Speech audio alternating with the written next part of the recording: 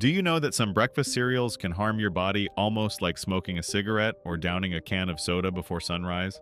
Sounds absurd, doesn't it? But that's the truth. Many cereals that promise wholesome energy are loaded with sugars, artificial colors, and chemical preservatives. Some contain more sweeteners than desserts, while others carry additives once questioned by European regulators. And that heart-healthy badge, often just clever marketing masking ingredients that quietly strain blood sugar and heart function over time. It brings me back to the mornings of the past when cereal felt innocent. A splash of milk, a familiar crunch, maybe a cartoon on TV. It wasn't about nutrition labels or ingredients, it was about family comfort and routine. But the cereal aisle has changed, and to protect ourselves and the ones we care for, we have to look closer. So in this video, I'll show you 5 cereal brands to avoid, and 3 that still honor the bowl we grew up trusting. Keep watching. You might never see your breakfast the same way again. Number 1. Post-Golden Crisp. Post-Golden Crisp. The name itself feels sunny, like a cheerful start to the day.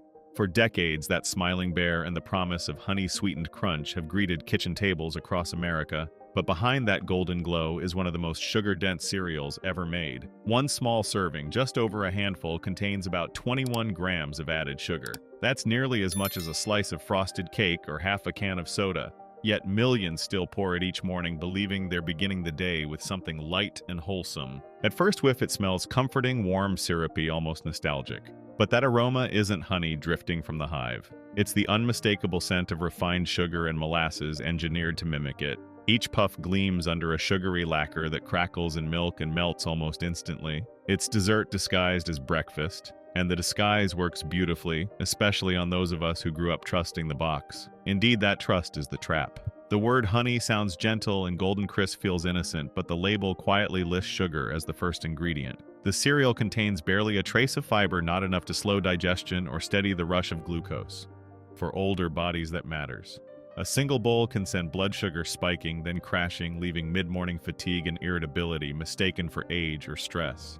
Nutritionists say those repeated spikes wear down the heart as surely as a high-salt diet does. Yet the front of the box still beams with a healthy glow anchored by slogans like wholesome goodness and honey-sweet taste. I spoke with one retired teacher who told me she ate Golden Crisp every day after her morning walk until her doctor asked why her blood sugar readings looked like she was still snacking on candy. I felt fine, she said, until I started realizing my good mornings ended by 10 o'clock. Her story isn't rare, it's the quiet cost of familiarity. Curiously, the brand has barely changed its look since the 70s. Same bear, same font, same golden tones because it doesn't need to. The emotional comfort sells itself. We're not just buying cereal, we're buying the echo of childhood trust. And that's why the danger slips through so easily. Look closer at the ingredient panel and you'll find multiple sweeteners listed back-to-back: sugar, corn syrup, molasses, and honey.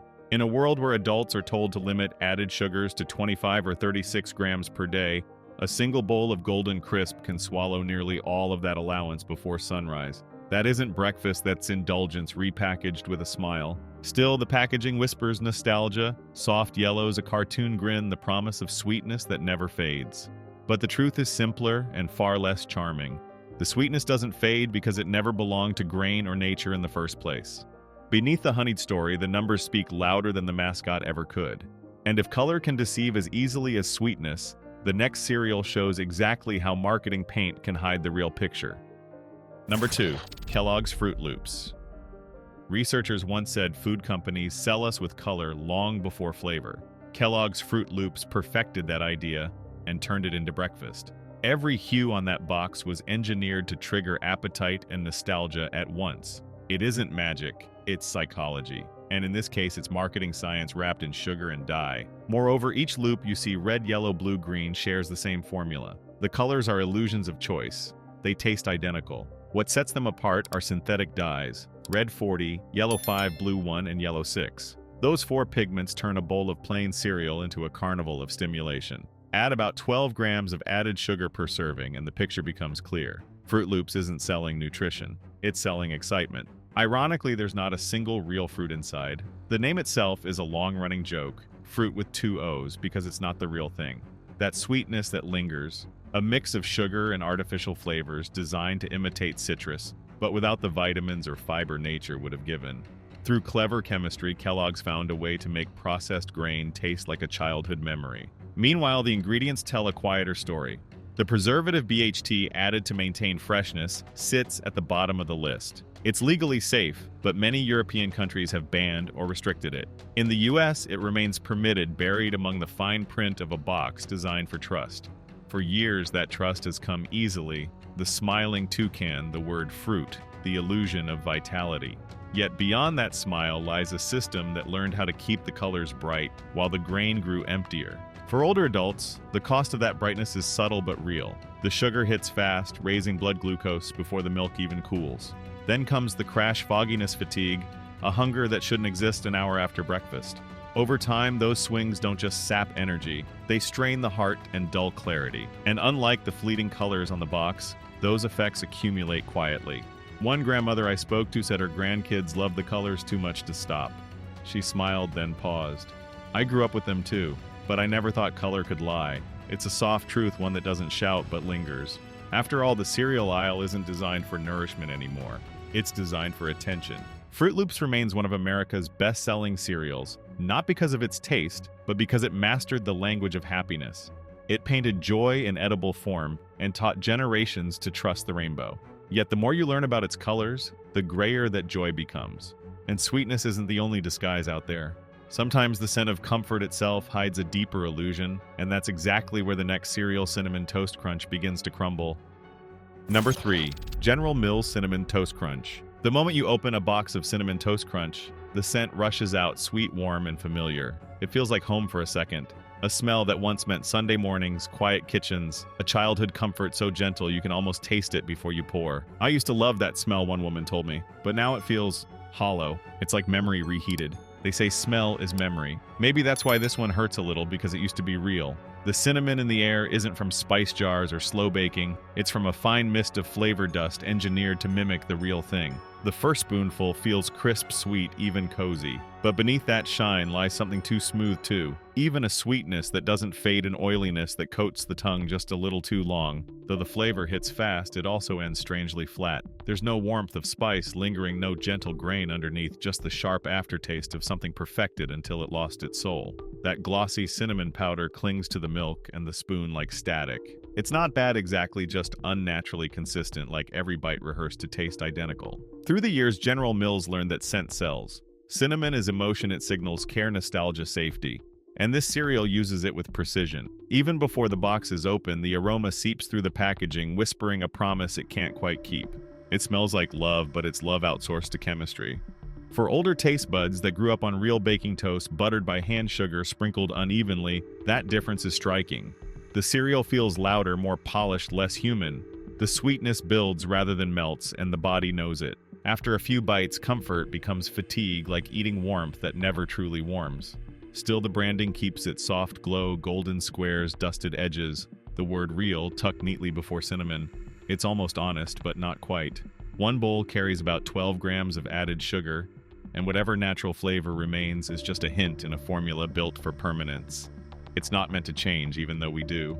Quietly, that's the problem. Real comfort fades, evolves, surprises you. Manufactured comfort repeats itself until it feels empty. And this cereal, once a simple, joyful treat, now tastes like something trying too hard to remind you of what genuine used to be. What used to taste like Sunday morning now tastes like something trying too hard to remember it. Number 4, Post Fruity Pebbles. Inside the post-production line, the goal was never flavor. First, it was visibility. The question that guided the design team decades ago was simple. How far can color travel on a supermarket shelf? That single metric shaped the cereal that would become Fruity Pebbles, a product built to be seen before it was tasted, to excite before it could nourish. Each piece begins as a slurry of corn flour and sugar syrup pressed through an extruder. Heat expands it, steam puffs it, and machines shave it down to paper-thin flakes. Then comes the real engineering, the color drums. These rotating cylinders spray layers of dye and artificial flavor in precise ratios. Red 40 for cherry illusion, blue 1 for blueberry fantasy, yellow 5 and 6 for something vaguely citrus. None of it contains real fruit. Its flavor is theater. The pieces tumble and collide until they shine like confetti. Then they're dried, glazed, and sealed into brightness. On paper, it's efficient. In practice, it's brilliant economically and psychologically. The dyes cost pennies per batch. The profit margin stretches far beyond the price of grain. The more vivid the color, the faster it draws the eye of a child. Retail studies show that a cereal box placed at a child's line of sight sells 3 times better when its palette crosses 5 distinct hues. Fruity Pebbles uses 7.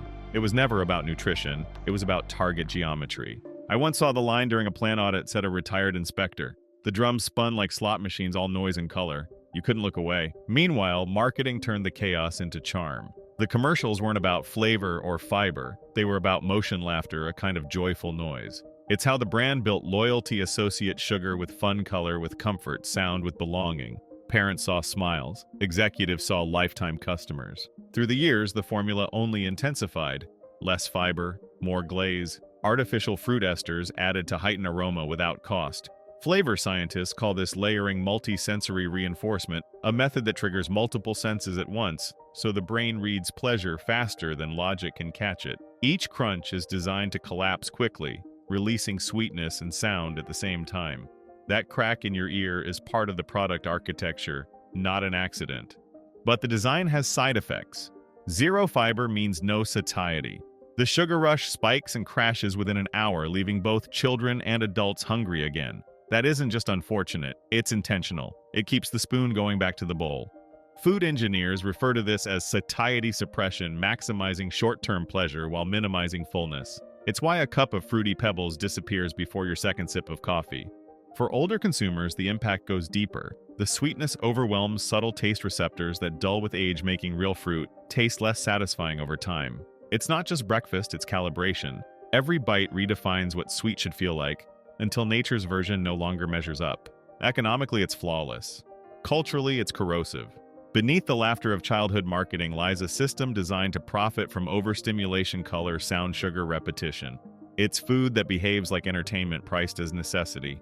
As one food technologist put it, Fruity Pebbles is a case study in hyper-palatable design, the deliberate construction of a sensory hit that excites every receptor but satisfies none. It's not about nourishment, it's about retention. It dazzles, it crackles, and then it disappears, leaving only silence where flavor should have been. Number 5. Quaker Cap'n Crunch. The captain's still on the box, smiling as ever, but the ship he's steering has long changed course. Cap'n Crunch used to stand for adventure, sweetness, reliability. Now behind that grin sits a formula that hasn't truly evolved since the 1960s, except for the shortcuts that made it cheaper to keep. When Quaker first launched the line, it was a marvel of cereal engineering: corn grits pressure-puffed into golden pillows, then sealed with a thin sugar lacquer to keep them crisp in milk. But decades later, what was once clever innovation hardened into habit. The same extrusion process remains the same glaze of syrup and oil.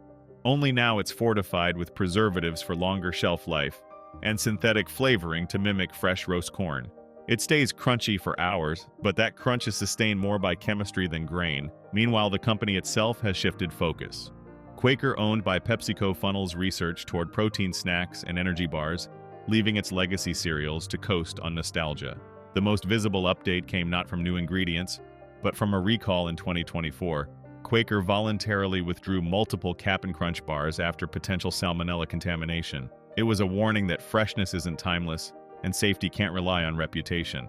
Still, the boxes never left the shelves. The brand's charm runs deep: that red-coated Captain, that golden hue, the word crunch itself promising stability. For older buyers, it feels like trust, familiar, unchanged, the taste of a simpler morning. But that's the illusion. What seems consistent is really stagnant. Modern cereals balance fiber and slow-release carbs. Cap'n Crunch still carries about 16 grams of added sugar per serving, mostly starch glazed in syrup. Beneath the nostalgia lies a legacy formulation that favors profit over evolution. I trusted that Captain, said a customer I interviewed, until I read the recall notice. Then I realized I hadn't checked the label in 20 years. That story isn't rare. We're conditioned to associate continuity with safety. In marketing, it's called brand equity anchoring, using memory as insurance against scrutiny. The brand doesn't need to improve. It only needs to remind you of who you were when you first bought it. Economically, that loyalty is priceless. Reformulating means retesting, relicensing, re-educating the market. So the Captain keeps smiling even as the formula ages. Quaker's own analysts call it a heritage hold, products that survive not by innovation, but by emotional gravity. And it works because trust ages slower than ingredients. Beneath that simplicity lies an uncomfortable truth. The cereal aisle isn't just food, it's architecture for memory. Each box whispers, "You've always eaten this. It must be fine." But in a world of recalls, added preservatives, and rising sugar awareness, that whisper grows fainter. Maybe the captain never lied, he just stopped sailing, and we kept trusting the map he drew 50 years ago. That's right, 5 names, 5 illusions we've grown up trusting. From sugar that pretends to be strength to colors that sell comfort, the truth is simpler. The cereal aisle was never built for your health, but for your habit. Yet not every brand follows that script. A few still believe in real grain slow roasting and honest sweetness. They don't shout with color or chase nostalgia, they quietly keep breakfast human. So now let's turn to the bright side 3 cereals that still honor the bowl we grew up loving.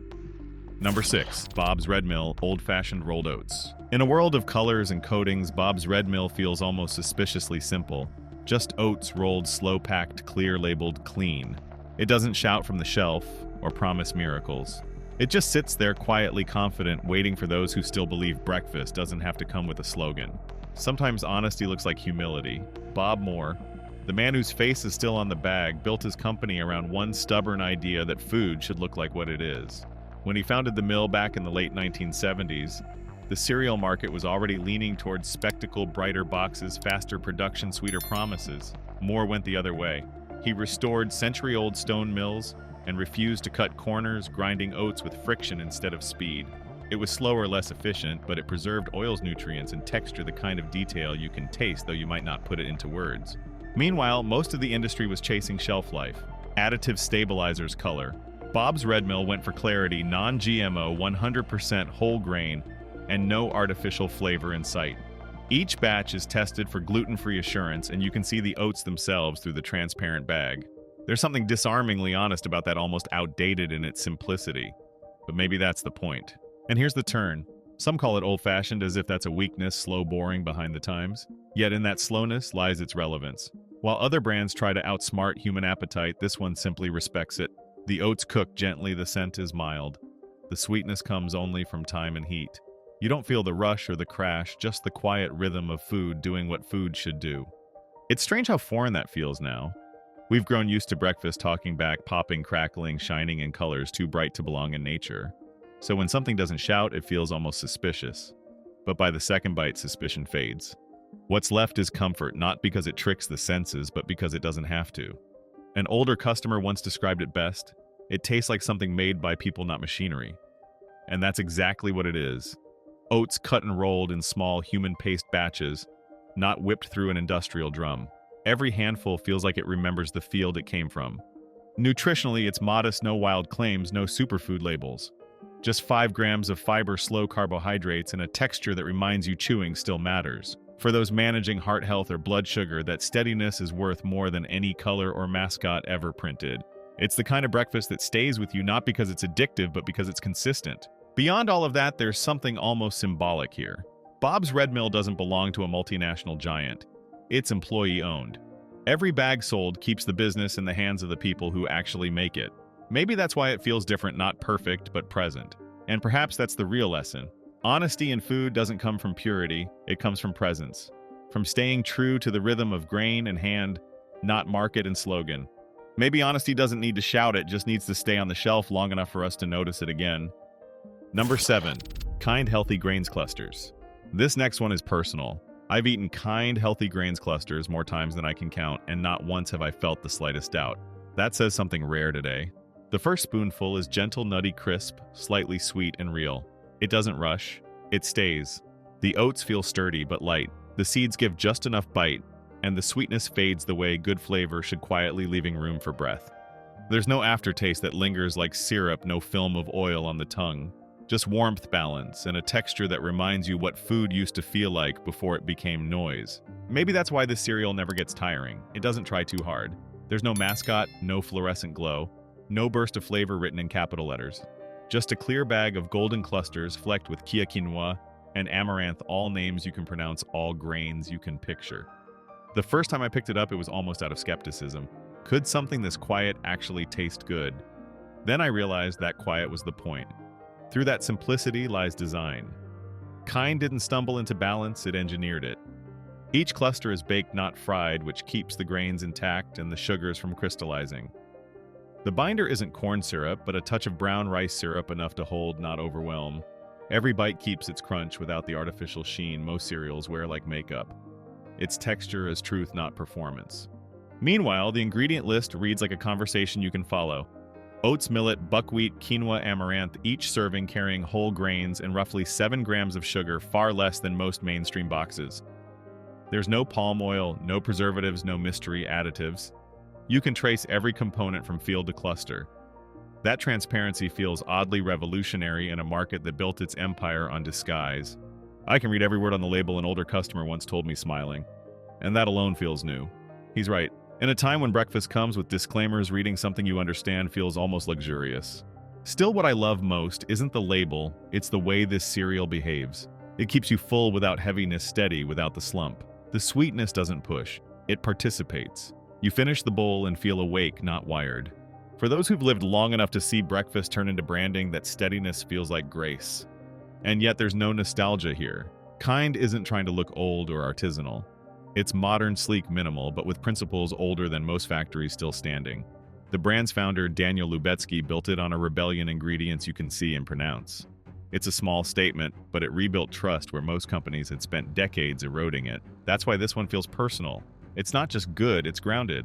Modern food often asks you to compromise something: taste for health, for convenience, integrity for speed. Kind refuses to choose.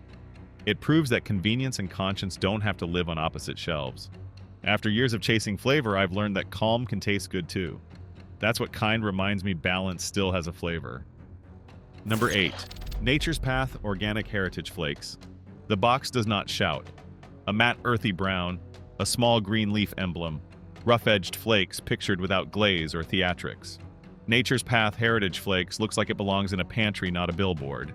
The typography is calm, the colors are natural, and the promise is simple grain, first story later. Even before the first pour, the package whispers a kind of confidence older shoppers recognize: quiet, sturdy, unbothered by trends. Then there is the price. Yes, it often sits a few dollars higher than the loudest boxes on the aisle. That is the first friction. But per bowl, it ends up closer than you think because the serving satisfies. The flakes are dense and grown up.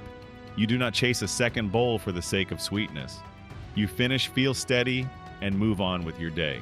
Over weeks, that steadiness becomes its own savings: fewer add-ons, fewer mid-morning raids on the pantry, fewer regrets. On achievements, the list reads like a checklist for trust. Certified organic, non-GMO verified, whole grain forward. A family brand that treats sustainability as a practice, not a paragraph. The box does not wave trophies. It keeps receipt certifications, sourcing standards, and a short, intelligible ingredient list. It is the cereal equivalent of a firm handshake and clear eye contact. Now the nuance that keeps us honest. Heritage Flakes will not behave like the sweets you are trying to leave behind. The flakes are crisper. The sweetness restrained, the grain unmistakable. If you expect a sugar rush, you will not find it. If you want a rainbow in the milk, you will not get it. What you do get is a flavor with edges nutty, toasted, faintly honeyed, and proudly grainy. It asks you to chew. It asks you to slow down. For some, that first bowl feels almost austere. By the third, the tongue recalibrates and the quiet becomes enjoyable, even necessary. The texture tells the same truth. These are not puffs. They are real flakes with corners and curves. They soften in warm milk but do not collapse. They carry a gentle crackle that fades into a clean finish. No film, no sticky aftertaste, no perfume.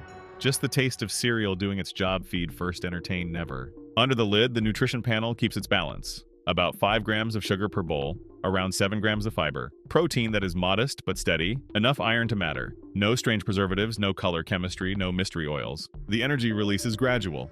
For older bodies that prefer even tides over crashing waves, that matters more than slogans. Price meets purpose again when you consider where the dollars go. Organic farming costs more because it refuses shortcuts. Heritage grains cost more because they are grown for integrity, not yield alone. Packaging costs more when you refuse high-gloss tricks. You're not paying for hype. You're paying for choices, the kind you can taste and the kind you can live with. And there is one more achievement worth noting, even if the box never says it out loud: endurance. Many cereals try to feel young. This one feels sure of itself. It does not borrow nostalgia, it earns it one quiet bowl at a time. The past is present here, but not as costume. It lives in the respect for soil and the patience of low-heat baking and the decision to keep fiber high and sweetness low. So the image matches the inside. A restrained package, a higher price with a clear why, certifications that mean something. a cereal that tastes like it remembers why breakfast mattered. In the end, Heritage Flakes does not sell you the past. It keeps what was worth saving and lets the rest go one honest bite at a time. We began this journey in the cereal aisle, colorful, comforting, and deceptively familiar. But behind the boxes, we found two worlds, one built on illusion and another still holding on to truth. The difference isn't in sweetness or crunch, it's in intent. Some brands feed profit, a few still feed people. If today's list made you pause, that's good. Awareness is the first ingredient of change. Every choice you make, every box you pick is a quiet vote for the kind of food system we want to keep. So read the labels, question the slogans. Remember that real comfort never comes from color or sugar, it comes from care. And when you find a brand that respects your trust, reward it. Because breakfast isn't just the start of your day. It's a reminder that even small decisions made with awareness can rebuild honesty at the table. This video does not promote division within the United States or encourage segregation. All content is presented for the purpose of exploration, analysis, and fostering discussion based on current events, public sentiment, and social trends. We fully respect the United States Constitution and all federal regulations. If today's analysis made you think, drop a comment so we can keep the conversations going. And don't forget to like, subscribe, and hit the bell so you will never miss our next independent deep dive.